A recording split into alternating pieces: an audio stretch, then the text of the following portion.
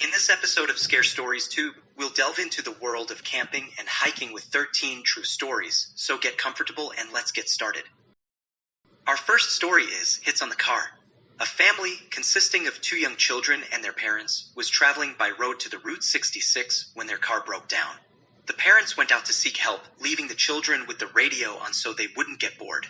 Night fell, and the parents still hadn't returned when they heard disturbing news on the radio. A very dangerous killer had escaped from a penitentiary near, and they were urging extreme caution. Hours passed, and the children's parents did not return. Suddenly, they began to hear knocks above their heads. Top, top, top. The knocks, seemingly coming from something hitting the top of the car, became faster and louder. Top, top, top. The terrified children couldn't take it anymore. They opened the door and fled in a hurry. Only the older child dared to turn his head to see what was causing the knocks. He shouldn't have. There was a large man on top of the car, hitting the vehicle's roof with something in his hands. It was the heads of their parents. Our second story is Yageloso. A few years ago, during a camp, there was a group of young people who got lost during an excursion. After several hours of being lost, they came across a solitary man. He had an axe on his back, and he seemed suspicious, but desperate. They asked him for directions to the town. Despite the initial impression, the man turned out to be very nice. He told them his name was Yageloso and accompanied them to the town, where he bid them farewell. Before leaving, he took a photo with the young people. The group of young people told the people in the town that the man who had taken them there was named Yageloso, but the locals said that was impossible. The only Yageloso in the town had died over 100 years ago, and he died in a horrible way. A group of children was playing with a ball, and it got away from them, and Yageloso went to retrieve it. He had an axe in his hand and had the misfortune of tripping and cutting his own leg. He bled to death. The young people listened in disbelief and thought that, even despite the coincidences in the name and the fact that the man also had an axe, it was impossible for him to be the same person. However, when they revealed the photo they had taken upon arriving in the town, they noticed something that made them change their minds. Yageloso had disappeared from the photograph. Our third story is called Manitou. Many years ago, a young man named Manitou used to come to the camps. Due to his bad behavior, he was expelled from the camp, and he decided to seek revenge. Throughout eternity, although this happened a very long time ago, Manitou continues to visit the camps. We can tell he is nearby because, before his arrival, a sound similar to that of a drum can be heard. At times, upon waking up, some children have realized that someone had drawn on their forehead or body a red letter M. It is painted with blood. Our fourth story is called The Madman Under the Bed. This is the story of a young woman from Tennessee. Let's call her Sarah. When Sarah was a child, she was afraid of the dark until she adopted a dog that kept her company. For years, Sarah slept peacefully knowing that her dog was under the bed, and if she was scared, she just had to reach out. Then, the dog would start licking her until she fell asleep. Years passed, and Sarah grew up. One night, on the radio, she heard that a very dangerous murderer was on the loose near the Cherokee National Forest. Sarah, accompanied by her dog, was not afraid. She got into bed, reached out to the edge, and the dog, like every night, started licking her. She slept through the night, and upon waking up, she was surprised that the dog hadn't tired of licking her hand all night. Or so she thought. When she opened her eyes, she found the dog dead on the bedroom floor. Under the bed, a man was still licking her hand. Our fifth story is called The Challenge on the Graveyard. Several teenage girls had spent the night at a friend's house, taking advantage of their parents being away. When they turned off the lights, they started talking about an old man who had just been buried in a nearby cemetery. It was said that they had buried him alive, and you could hear him scratching the coffin, trying to get out. One of the girls mocked the idea, so the others challenged her to get up and visit the grave. As proof that she had gone, she had to drive a wooden stake into the soil of the grave. The girl left, and her friends turned off the light again, waiting for her to return. But an hour passed, and another, with no news from their friend. They stayed in bed awake, increasingly terrified. Morning came, and the girl had not appeared. That same day, the girl's parents returned home, and, along with the other parents, they went to the cemetery. They found the girl lying on the grave, dead. When she bent down to drive the stake into the ground, she had also caught the hem of her skirt. When she tried to get up and couldn't, she believed that the dead old man had grabbed her. She died of fright on the spot. Our sixth story is called Have You Gone Up to See the Children? A teenage girl is babysitting for the first time in a huge and luxurious house. She puts the children to bed upstairs, and as soon as she sits down in front of the television, the phone rings. Judging by his voice, the caller is a man. He gasps, laughs menacingly, and asks, "Have you gone up to see the children?" The babysitter hangs up, convinced that her friends are playing a prank on her, but the man calls again and asks again, "Have you gone up to see the children?" She hangs up in a hurry, but the man calls for the third time, and this time he says, "I've taken care of the children. Now I'm coming for you." The babysitter is truly frightened. She calls the police and reports the threatening calls. The police ask her to try to keep him on the phone if he calls again so they can trace the call. As expected, the man calls again within minutes. The babysitter begs him to leave her alone and keeps him engaged. He eventually hangs up. Suddenly, the phone rings again, and with each ring, the tone gets louder and more piercing. This time, it's the police giving her an urgent order. Get out of the house immediately. The calls are coming from upstairs.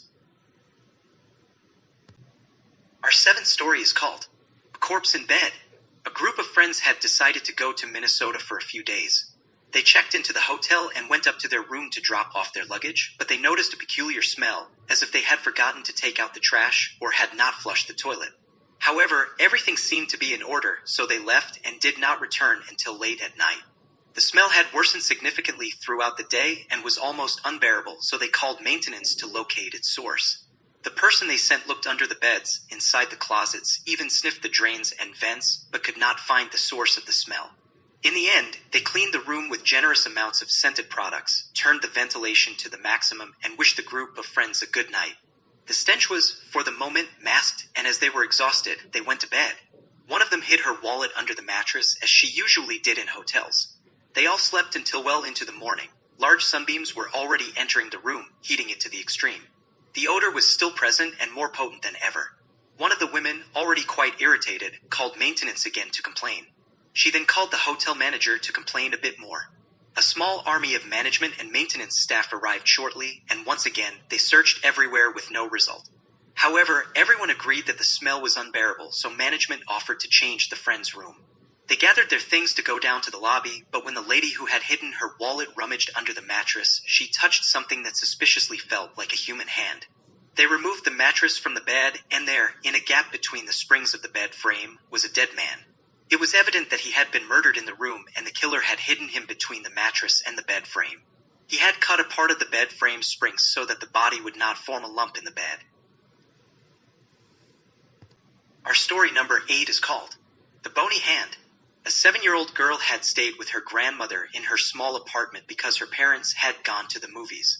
Everything was normal. They had dinner and laughed while chatting together. At 10 o'clock at night, the grandmother started sewing and the girl began watching TV. Suddenly, the grandmother felt incredibly thirsty and asked her granddaughter if she could bring her a glass of water. "It's dark," said the girl. "Don't be afraid. Go down the hallway. Right next to the bathroom door, there's a switch." The girl decided to do it, and as she entered the hallway, she couldn't see anything because it was very dark. She pressed against a wall, groping and feeling blindly for a switch. As she continued walking and reached the bathroom door frame, she stopped and continued feeling. Suddenly, she felt a bony hand trying to drag her into the darkness of the bathroom. The girl managed to pull away and went crying to her grandmother.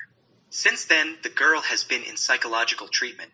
What happened, given that only the two of them were in the house and the grandmother was in the living room sewing? Our story number 9 is called Who Turned Off the Psychophonies? What I'm about to relate is absolutely true and relatively recent. It happened to me about 6 months ago. I am very curious about the world of spiritualism, psychophonies, and the like, but at the same time, it scares me. A classmate provided me with a CD that had some psychophonies recorded on it. My brother suggested bringing a laptop to listen to the CD while he showered, and that's what we did. Before listening to the first psychophony, a voice introduced the CD and issued a warning. Never listen to it in the dark. At that moment, to scare my brother, I turned off the bathroom light and he shouted, "Turn on the light." When I turned it on, the disc was no longer playing. Someone had hit stop.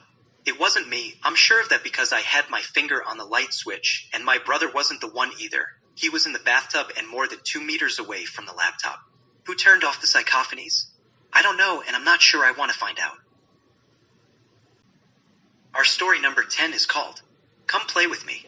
A while back, a friend of mine and I decided to try a spirit session for the first time, as we had never dared to do it before. We called 2 other friends to join us, as I had been told that with just 2 people it would be more challenging for something to happen. It took some effort to convince them, but they finally agreed. We set everything up, and a bit frightened, we started using the Ouija board. During the session, one of the friends we had called said, "I'm leaving, this Ouija thing is nonsense." We got a bit scared, and we decided to stop and try it another time. A few days later, the friend who had left called me terrified, saying that on her way home after studying at the library, as she passed by a nearby dilapidated house, a little girl dressed in white had asked her to play.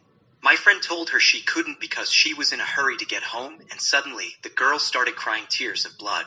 My friend ran away from there, and when she got home, she called me. That's as much as my friend told me. At first, I took it as a joke, but something made me think my friend was dead serious. In my room, I couldn't stop thinking about it, and I remembered the day we had done the spirit session and how rudely my friend had left. I thought it probably had nothing to do with it and went to sleep. The next day, the same friend called me because she was going to be alone at home studying and was scared, so I decided to accompany her since I also had to study. I took a bus, and at her house, we started studying. Suddenly, we heard scratching noises behind us. Both of us looked back and were horrified to see the girl she had described sitting on her bed, scratching the wall.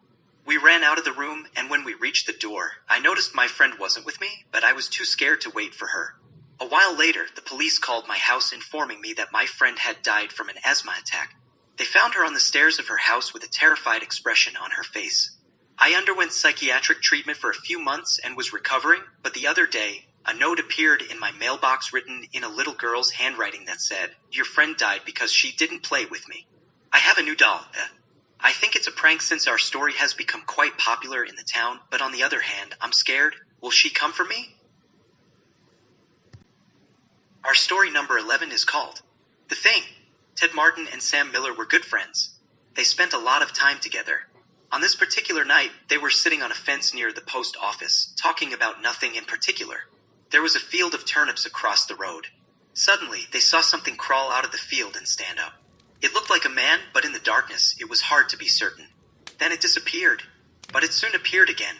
It walked up to the middle of the road, then turned around and went back to the field. After that, it came out a third time and headed towards them. At this point, Ted and Sam felt afraid and started running. But when they finally stopped, they thought they were behaving like fools. They weren't sure what had scared them. So they decided to go back and check. They saw it very soon because it was coming toward them. He was wearing black pants, a white shirt, and dark suspenders. Sam said, "I'll try to touch him. That way we'll know if he's real." He approached and scrutinized his face. He had bright and malicious eyes deeply set in his head. He looked like a skeleton. Ted took a look and screamed, and again he and Sam ran, but this time the skeleton followed them. When they reached Ted's house, they stood in front of the door and watched it. It stayed for a moment on the path and then disappeared. A year later, Ted fell ill and died.